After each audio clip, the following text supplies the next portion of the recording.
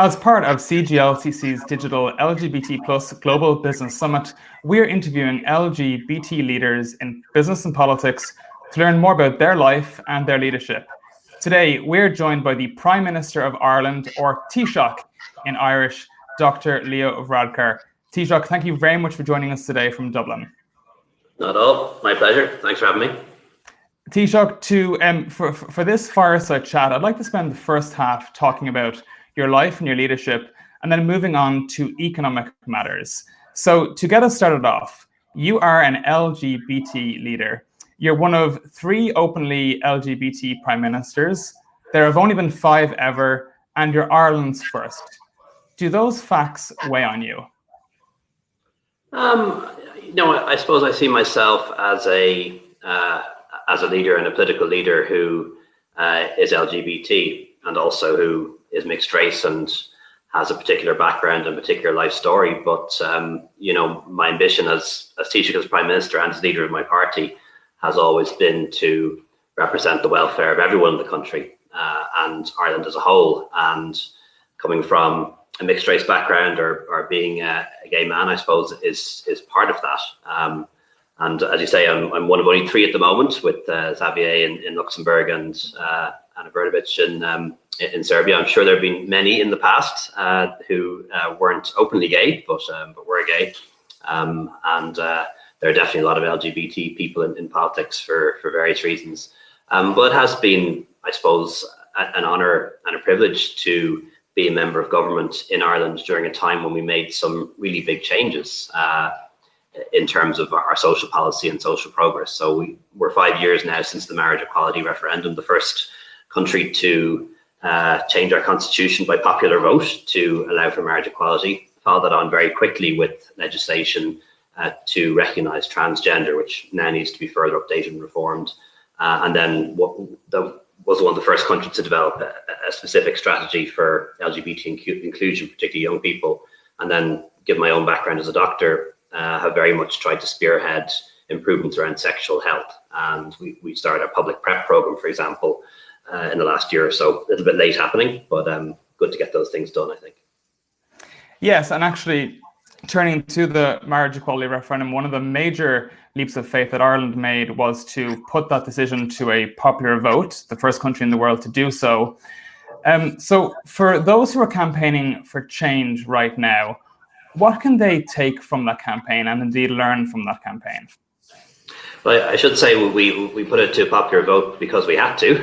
That's the way our constitution works, and our constitution defined marriage in the traditional sense up until we made that change. So lots of countries will do this just by act of parliament, and that's what they should do. I'm not suggesting that people should have referendums, but when we had it, it turned out to be a really good experience because it did prompt a national conversation, and in some ways prompted a lot of people to come out to friends and families and parents, people who had never been involved in politics before, LGBT people and also allies, knocking on people's doors, asking them to vote yes in the referendum. And it turned out to be a very positive experience in the end. We thought at the start that perhaps it could be negative, that it could be exploited by people to sow divisions, even that the referendum might have been defeated, because referendums can go either way. And that would have been an enormous setback, I think, for our country as a whole, not just LGBT people, had that happened. But it turned out to be a very positive experience and a unifying experience in the country in many ways. We thought we would carry the big cities, which tend to be more liberal, and that we might lose in the rural areas. And that didn't happen, actually. It was carried in every county in Ireland, with one exception. We found out that we don't have red states and blue states. We don't have those kind of urban rural divisions, or divisions even between the western provinces and the eastern provinces, perhaps in a way that Canada does. And that became a very good experience for us. But what I'd say to people is take the conversation to the public, and in countries, and there's still lots where we don't have marriage equality, that we're waiting for you to catch up and want to help you and learn from the experience that we have had in other countries. And one thing I would say, and I think this is important, is not to allow LGBT equality to be an issue that's monopolized by the left or the center left in politics. And we've seen, attempts in politics to turn this into a left-right issue. to polarize. You see that very much in the United States, unfortunately, but it doesn't have to be that way. With centre-right led governments that did this in Ireland, in Germany, in Australia, in other parts of the world as well. So I think if you allow the centre-left and left-wing activists to possess and monopolize LGBT rights, it can actually make them harder to achieve because it polarizes people. And centre parties and centre-right parties can actually bring big majorities of the country with them in a way that left-wing only or far-left activists can't. They tend to polarize and they tend to put a lot of people off. And indeed, Taoiseach, you referenced some of your policy agenda. For example, Ireland's world-leading trans legislation, the world's first LGBT youth strategy, and also the world's first cross-departmental LGBT strategy for adults. Those are some impressive achievements. How have they gone down in Ireland? I think they've gone down very well, and more people would recognise that we've come a long way in a very short period of time in Ireland. But it's certainly not work that is complete yet. We do need to modernise our transgender laws, for example. They don't require people to have any medical approval. If you're over 18, you can self-declare. But we need now to change the law a little bit for people who are 16 and 17, allowing them to have their gender recognised, with parental consent, of course. And we've a lot to do still around health services for people who are gay, lesbian, transgender. And then we don't yet have a proper legal framework around assisted human reproduction and surrogacy in Ireland. And because we don't have that in place, that creates difficulties for a lot of same-sex parents in having their families properly recognised. So, we still see this, or at least I see this still very much as a work in progress. And another area that I think we'll need to do a bit more work on the next few years is around education in schools, sex education, but also relationships education, which still can be quite traditional in some schools, and that really shouldn't be the case. Okay. Taoiseach, in a speech in 2019 in the company of US Vice President Mike Pence, you said, "I stand here this morning as leader of my country, flawed and human, but judged on my political actions and mistakes, and not on my sexual orientation or my skin tone or my gender or my religious beliefs. I do not believe my country is the only one in the world where my story is possible. It is found in every country where freedom and liberty are cherished." So taking that into account, and also some of your opening remarks, what needs to happen to inspire the next generation of business and political LGBT leaders across the world, in Ireland and indeed in Canada? I think what can inspire people, particularly in the business sector, is an understanding that greater diversity in the workplace is good for your bottom line. If you know your customers, the chances are your customers are very diverse. Half of them are probably women, half of them are men. They will come from all sorts of different religious backgrounds, racial backgrounds, and sexual orientation. And a boardroom that is all white straight men is probably going to be the boardroom of a company that isn't going to do as well as it might in the 21st century. So I think really making the business case, if you like, for diversity and the business case for inclusion is the winning argument. And I'm convinced that, and I see it already, companies in Ireland that have really embraced this and realized that this makes sense for them, actually enhance their profits and enhance their shareholder value. So it can be the cold business case sometimes that works. Do you think that there is some resistance in that regard to moving forward to a more diversity and inclusion lens as businesses look at those sort of benefits? I think it depends on the business and the organization and the company. We've certainly seen a lot of the bigger firms really embrace inclusion in the workplace. But sometimes they're the ones who have the resources to do it. They have the HR department, they can appoint diversity officers, they have the resources to do this, and particularly the international traded companies do this very well. I think it's harder for small businesses who often just struggle to survive to think about these kind of things. That's probably where they need a bit of help from government as well. And we also need to make sure that the state leads, because we have state-owned companies and we have state agencies.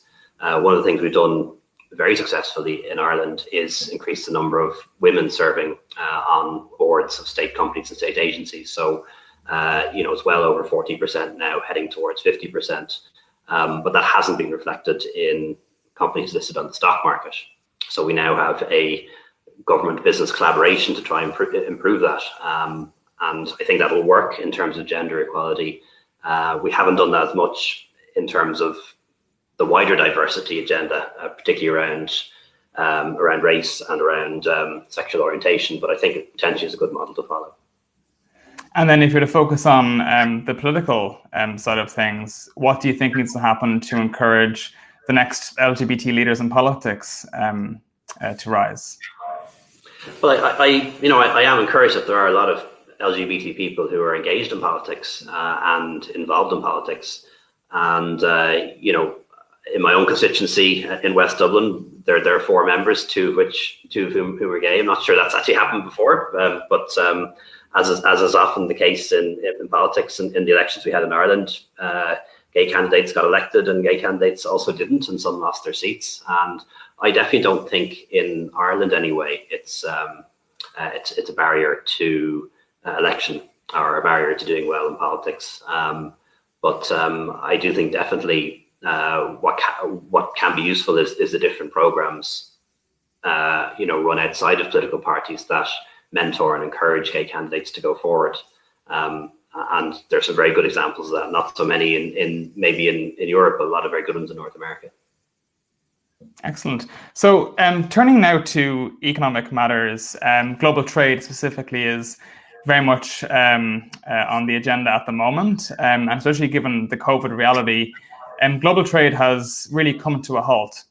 But for our businesses, they really want to look to the future and to see what the future could bring.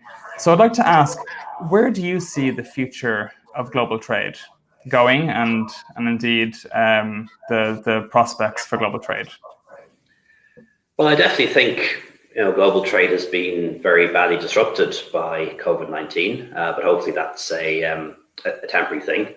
As a consequence of CETA, we'd already seen a big uptick in trade between the EU and Canada, and also between Ireland and Canada. I'm hoping that will resume once we get this virus under control and once the emergency is over. We will have a more challenging environment when it comes to global trade, I think, over the next decade. Certainly there are some countries that are returning to protectionism. We see that to a certain extent with the United States, but we see elements of it elsewhere with Brexit in the UK. Not quite protectionist yet, but they may go in that direction. Some of the practices that China is involved in, for example. And we even see people now talking about how COVID-19 should teach us that we need to manufacture everything in our own country. But actually, that's the lesson we shouldn't learn. The lesson that we should have learned from COVID-19 is that when you cut off global supply chains, you actually find you make things more difficult for yourself. So, in Ireland, we produce a lot of ventilators, which were essential in the response to COVID. But of course, the bits that go into the ventilators often come from other countries. And when you disrupt global supply chains, you actually make it harder sometimes to manufacture things in your own country and secure the goods and services that you need. So I think those of us who believe that free trade in the round is a good thing need to push back against protectionism, against people who are trying to use COVID as a cover to promote protectionism and restrictions on trade. But I think another thing we'll have to bear in mind as well is the climate crisis and a growing awareness and understanding by consumers that some aspects of free trade have a negative impact on the environment that perhaps isn't justified. Whether it's flying in shellfish from the other side of the world, lots of things like that may well have to change too. So I think we'll have a battle on our hands from both a move towards protectionism by some countries, but also making sure that we take account better of the need to take climate action in trade policies. So for those who are arguing against global trade, what would be your main argument against that and promoting global trade? Yeah, well, I think they're wrong. The reverse of free trade is autarky.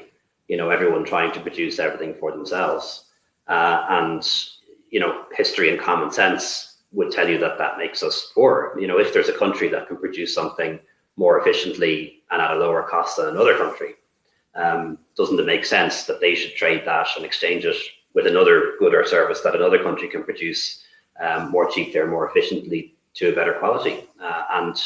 If everyone tries to do everything for themselves, just as will be the case in your own life, it's not going to work so well.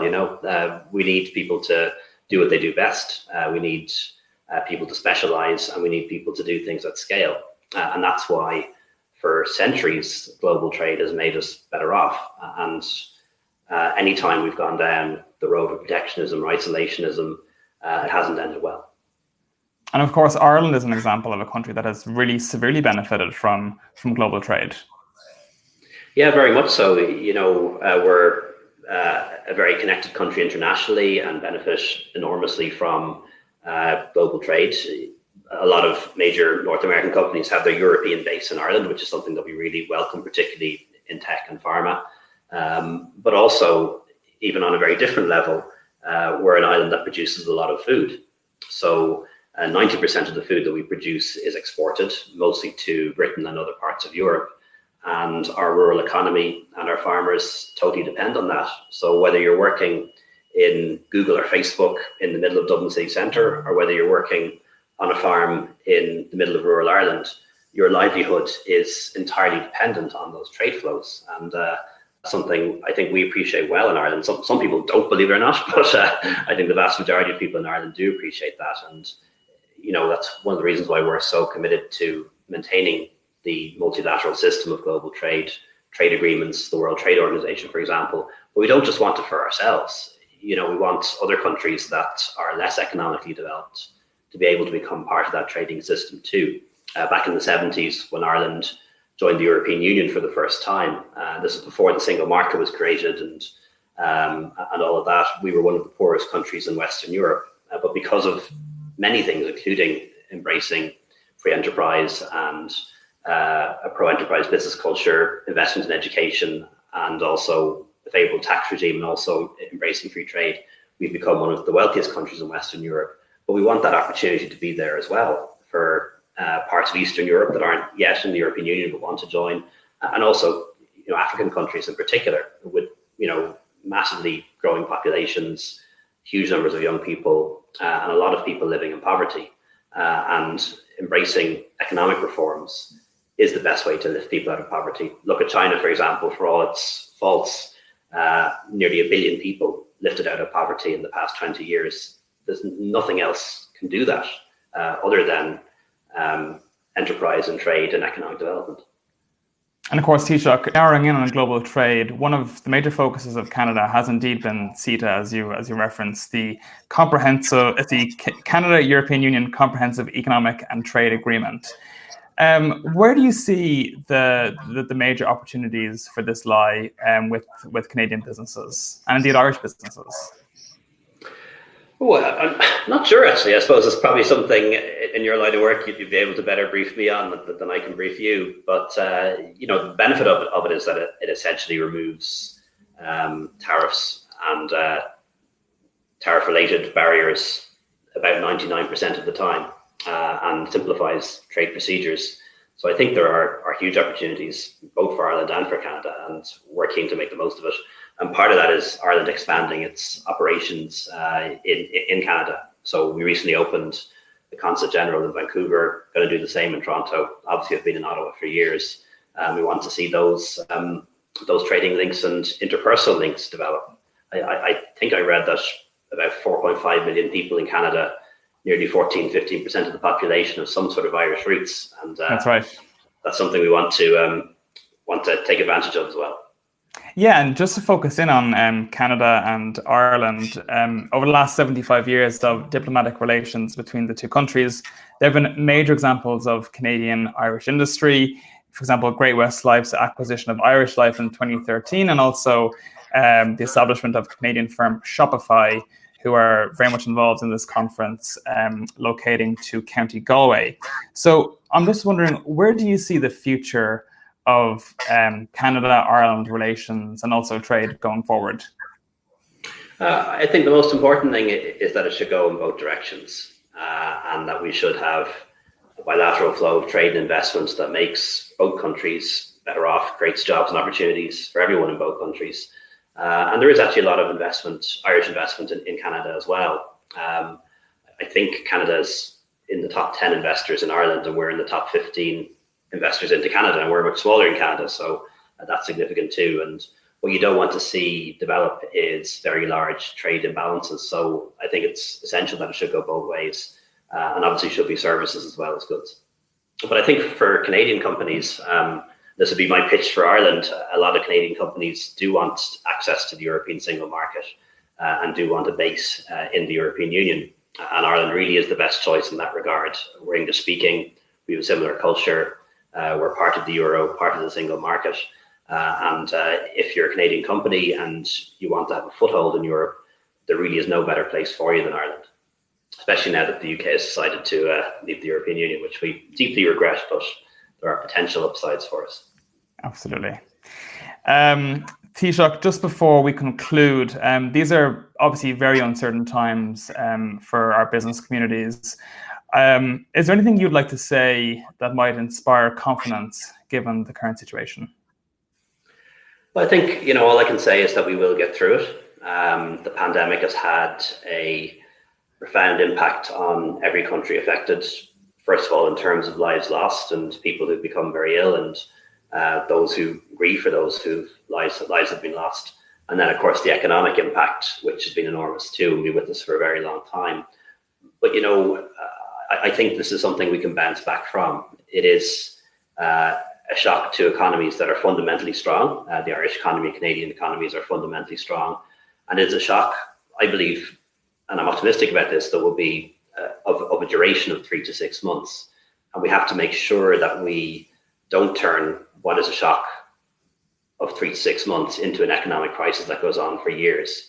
And that means ensuring that we cushion the blow for those who've lost their jobs and those businesses that are forced to close, and that we invest in our economies again to get everyone back on their feet. And I think if that's the approach that we follow, we could find ourselves making up for the lost ground within a year. If we make the wrong decisions, then we could turn what should be a V-shaped or U-shaped recession into something much worse. And that decision is in our hands. Okay, well, Taoiseach, thank you very much for that. To say I'm a really big admirer of your career, I want to sincerely thank you for taking time out of your really hectic schedule. I'm sure that it is right now. So on behalf of everyone here at the CGLCC Digital LGBT Plus Global Business Summit, thank you very much for joining us from Dublin today. Thank you. Thanks, Dad. My pleasure.